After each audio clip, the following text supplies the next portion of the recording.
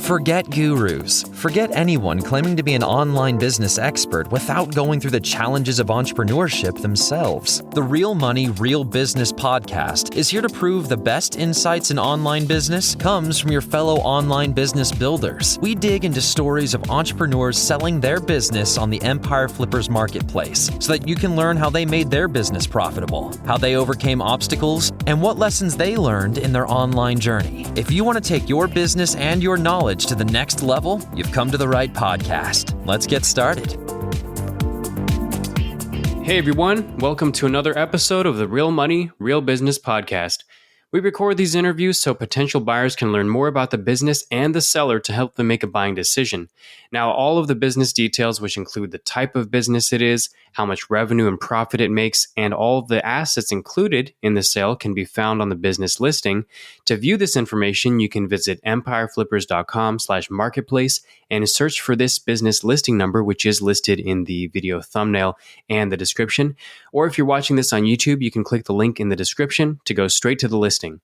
And if after listening you want to take an even deeper dive into the business to perform your due diligence before potentially purchasing this business, you can unlock this listing to look through all of the business information, which includes the domain, the products, the P&L, and more.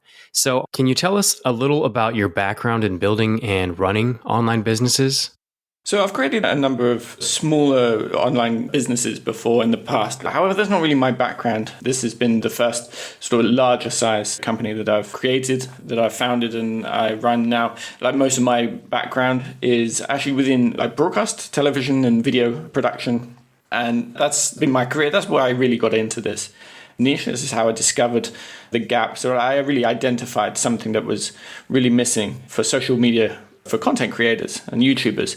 So it was that background and that experience of video production, editing, graphic design, these elements that really helped me to find this gap, find other competitors, see what they were doing and what they were not doing, and really tap into that part of the market, which is just ever since this really, really exploded, and it has no signs of slowing down. Like the online creator, the world of online creators is only going to keep getting bigger and bigger and bigger. And it's that certain experience that I've had through so many years that is what got this started. It really helped me to identify this and talk with content creators in a different way and offer something that all the other competitors aren't. So that's my background really, that's what got this started. From a business perspective, this is actually quite limiting because my background isn't like primarily in business. My experience is in broadcast, video and production. And that's kind of where I'm at like, with the company at the moment, because I understand a lot of business theory and I've gone through, like I read a lot of books, I see a lot of content about business, but practically like this is kind of my limit and this is where I am at the moment and I can't really take it beyond this. And that's one of the reasons for the sale at the moment. The business is at the stage that somebody with a lot more business experience would really be able to step in and take this beyond where it is now. But it's at the level that the expertise of the niche isn't really relevant anymore. Now it needs somebody with a little bit more business experience or hands-on practical experience to really grow this to another level. So why are you selling the business now instead of keeping it and growing it further? Yeah, so as I said in the previous question, like one of the bigger reasons why I find myself at the stage of wanting to sell, like it's just a difficult question because I don't really want to sell. Like it's an amazing business. What I've built is something that I really, really love and I want to continue as much as possible. But there's a number of factors, like two main factors really. Like one is, as I said, I'm kind of at the limit of my practical abilities within business.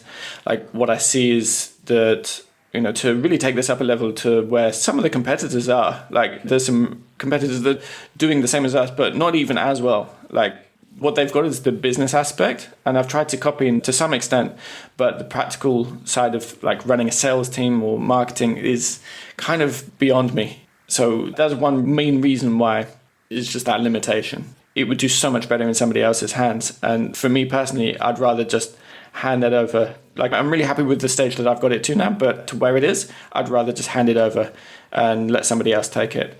Primary reason why is because I'm looking to buy a family home and invest into real estate, for which we really need capital instead of the cash flow.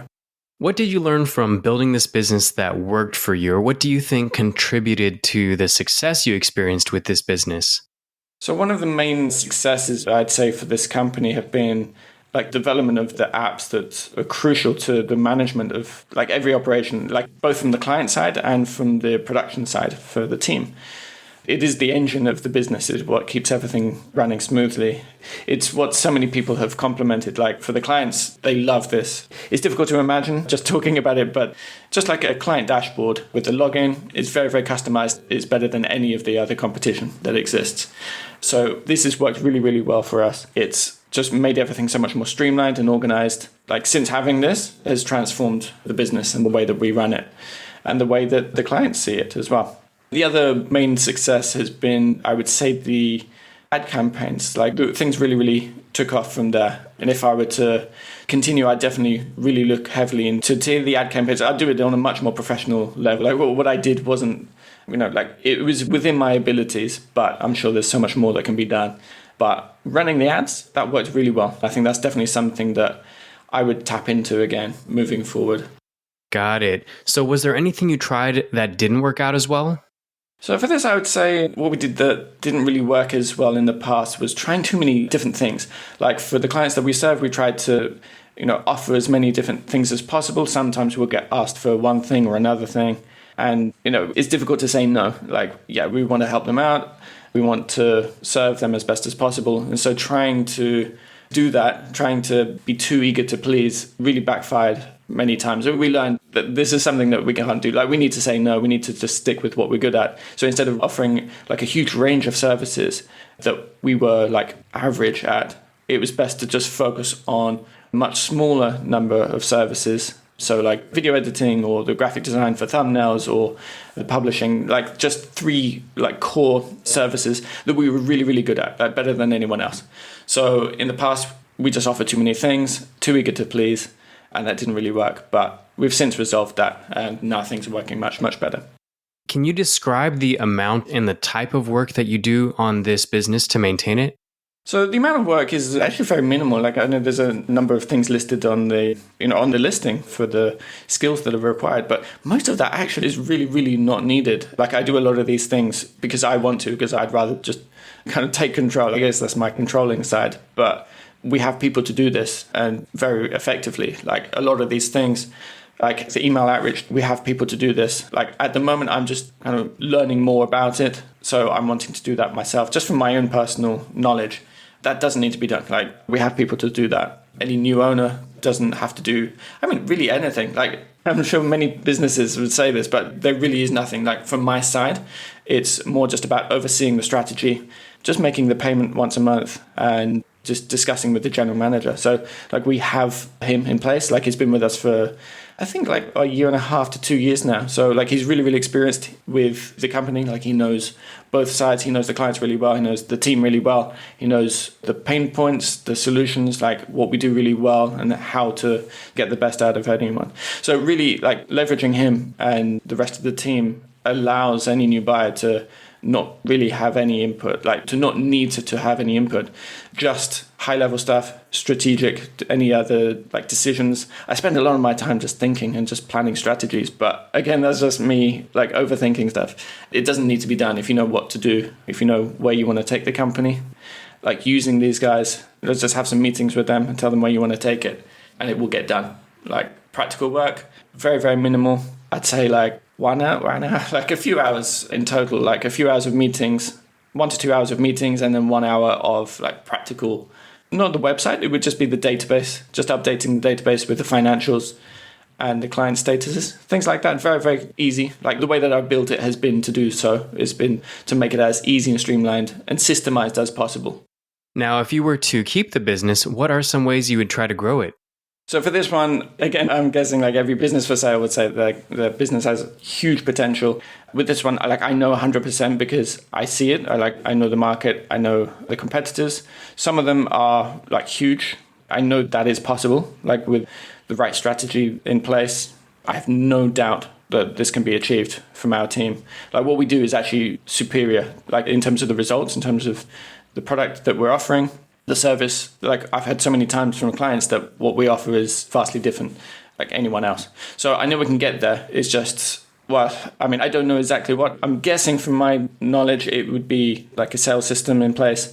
In terms of the fulfillment, I've created a training and recruitment system to be able to grow the company fast.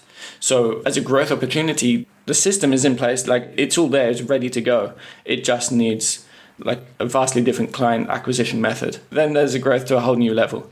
I know it's there. I know it's got that potential. It just needs to be managed in the right way. And the market is there. So yeah, it's got huge potential. From my own experience of this, seeing what has been working or not for us, I would say, like, if I were to advise a new buyer on the best growth opportunity, what I think would be switching to a different awareness level. So at the moment, we're using outreach. We've just been using, interruptive ads. It's not anybody that is actually actively searching for our service. Like, they're not aware of, sometimes not even the problem, but they're not aware of our solution. So if we were to switch awareness levels and start targeting like clients that are aware of their pain point and they're searching for a service like ours, then I think we'd see vastly different results. Like, an example of this would be like building the agency onto Upwork, which we've been talking about, and I think we'll be doing that soon. We'd definitely like to try that. I think there's huge potential there, as well as like even just basic search ads. Like, we haven't really done that yet. We've never tested this, especially on the lower pricing point. So there's a variety of different options to test. And from what I see, like, that's where I would spend the most time. And that's where I see the best potential for growth. And what are the biggest risks with this business that a buyer should be aware of? So the risks with this business would be, like, we're not dependent on any like algorithms or Google like rankings or anything like this. We're a service-based business that has achieved the status that we have through a lot of referrals, through a lot of direct marketing, like direct outreach, a number of ads. So we're not sort of heavily dependent on current traffic flows, anything like that. So we're very low risk in that regard. I guess the biggest risks, just in terms of the service level itself, that's something that we've worked really, really hard over the number of years to achieve. And so we're in a really good place in terms of client satisfaction, in terms of the quality of the service that we're providing. I'm really, really happy with those. And they're very solid, like they're in a really good place. But if you were to say what the biggest risk of the company would be, I guess like with any service-based business, it's going to be the quality of the service. Like the clients, if they're not happy, they will leave. So it's just about maintaining that standard, really. But, the team that we have, absolute gold. And we have an amazing system for recruitment and training as well. So that side of things is really, really well tracked. Of course, there is risk with everything, but I mean, from my perspective, the only real risk in this business is the service itself. I guess the only other thing that a number of people could be concerned would be risks for a service like this are the introduction for automation or for AI to take over this sort of field, which in our case isn't really the case because a lot of what we do is management, is actually dealing with the people like directly, like managing their channels, their profiles, their content, offering an amount of support for them, offering strategy. And as well, even when it comes to like the content production and editing side of things, like we are targeting that the higher end of the market. That's something that no AI is going to be able to take over for a long, long time. So we purposefully have positioned ourselves to not be on the lower end of this service, like the lower end of video editing services or content management services. Like we've gone for the premium end, okay? This is why we also work with a lot of well-recognized YouTubers and content creators. It's the higher end of the market. So we've always got that human element in terms of what I know about the video editing and media technology space. Like there will be a certain amount of AI taking over within the next 10 years. That's going to be the lower end of the market first. I'd say even sooner, like it could be within the next 5 years, but it's going to be the basic stuff. I'm actually more excited for a business like this because we can actually utilize that technology ourselves and probably save a ton of expenses. Like it's actually going to be more of a benefit to us for the service that we're offering, more so than it would be a threat. So I know this is supposed to be the risks, but like I really just don't see that many risks. Of course, no business is without risk. Yeah, I get that, of course. But from my perspective, it would be just tracking the service level.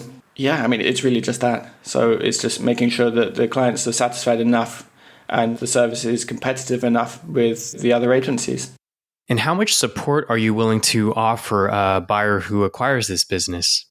So yeah, I understand the standard support sort of period would be 30 days of email and phone support. I really want to go beyond that. This is something that I'm really, really attached to. So I want to make sure it does the best possible for the brand and for the team in place.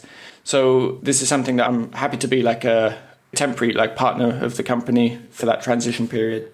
I'm happy to offer 3 months or whatever is needed as a new buyer to feel comfortable that you've got everything in place. If there's anything that needs updating, because I understand I kind of built the systems that we have now, the database. So if there's any sort of support, as long as I have access, I'm always happy to jump in and update things or answer any questions or give teachings on how to do things. I really want to be a big part of this still. It's difficult for me to let go. So I'm going to be around and I'm happy to offer support. Officially, I will say 3 months, but in reality, I'm always available. And regarding the sale of this business, just confirming you commit to a non-compete? Yeah, again, I want this business to do really well. Really well. I really wish to see it on a whole other level. I don't want to compete with that. I'm happy to sign and agree to a non-compete. This is not my intentions. I'm looking to do other things. So yeah, absolutely. I'm happy to agree to this. No problem at all. And are you open to negotiating something like an earnout? As I said before, I'm looking to put the asset value into real estate. So in terms of getting as much capital up front as possible, I guess every seller would say the same, that, yeah, of course they prefer cash up front. I am the same. I would prioritize any offer like that, but I'm also open to any other offers that you have. If you'd like to propose an earnout, I'm happy to consider, but I would always prioritize a cash upfront offer based on the reasons I said for real estate. That's really what I'm looking for.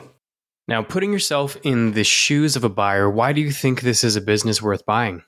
I could list so many reasons why I think this is the best deal ever.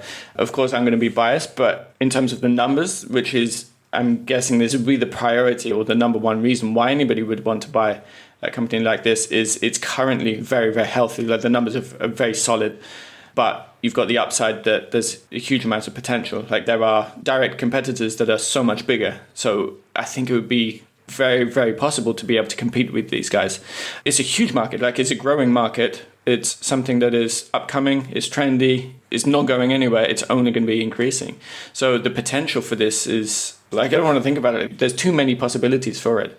So for me personally, that's it's a shame that I really have to kind of exit at this stage. But, for my own personal reasons, that's what I've decided to do. But for a buyer, for somebody to buy this, it's an amazing stage of the company to buy in. As it is now, there's solid numbers, there's solid potential. By applying the right business knowledge, it would be many multiples than it is now.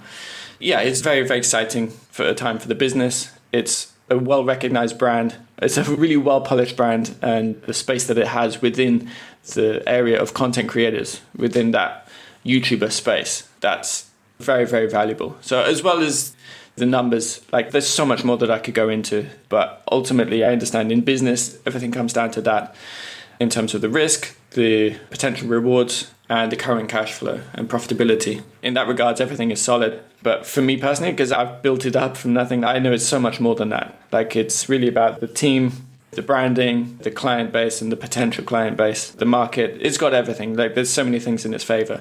But like I said, I could talk about that all day. But from a investment standpoint, it's the financials, there's the healthy numbers, very, very good cash flow and upflow potential. And it's growing, it's only going up. Yeah, I know it's a solid choice. And I also forgot, it's incredibly passive. From an owner's perspective, you get all of that without doing much at all. There's very, very little activity. As I mentioned before, it's a few hours a week. And even that, probably could pass that over to somebody else if you wanted to. So yeah, it's got everything going for it. Is there anything else you'd like to add that you think I might have missed during the interview? So the only other thing I wanted to say is about what goes beyond the numbers as well. It's not just getting the numbers. This business has been building up for the past 3 years. So there's a lot of extras that part of the business, like the apps, the content, all of our documentation, all our video examples, marketing materials, testimonials. There's so much else involved, as well as the team, the trained team themselves. There's a lot that's included that's also ready to go. So it would be very quick to start either marketing or changing things around or using a lot of the existing content or posts again. for whatever angle you want to take, for whatever strategy you wanted to try.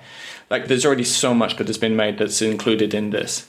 And also, like, a big part of the business itself are the apps. So these are the apps that have been developed. They're custom made for us, for, built for our project management and for our clients. Like, these include a huge number of automations, which, from a management perspective or an owner, like, it just makes everything so much more like hands off. So all of this has been built and optimized as well. So it's been built and optimized, and now it's at like literally the perfect level for minimal input, maximum profit. So yeah, I mean, it's really a great time for the business. And for me personally, like, it's a shame to leave it. Like, I really want to stay with, this has been my creation. So yeah, it's very, very difficult to do this. Yeah, I know it's for the best. I know it would be much better. Like I said before, I'm happy to support, I'm happy to be a part of it still, like as much as you want me to be. And what you're getting is a top business, like a really amazing team, and it's a great investment with solid numbers, really healthy profits, great margins, and a huge ton of potential. So yeah, it'd be very interesting to see where you wanted to take it, because the purchase is just the beginning. All right, everyone, thanks for listening. To learn more and see if this listing is still for sale, head over to empireflippers.com/marketplace and search for this business listing number, which is listed in the video thumbnail and the description. And if you're watching this on YouTube, click the link in the description to go straight to the listing. And once you've unlocked this listing, you'll be given everything you need to know about this business. So thanks for joining us, and until next time.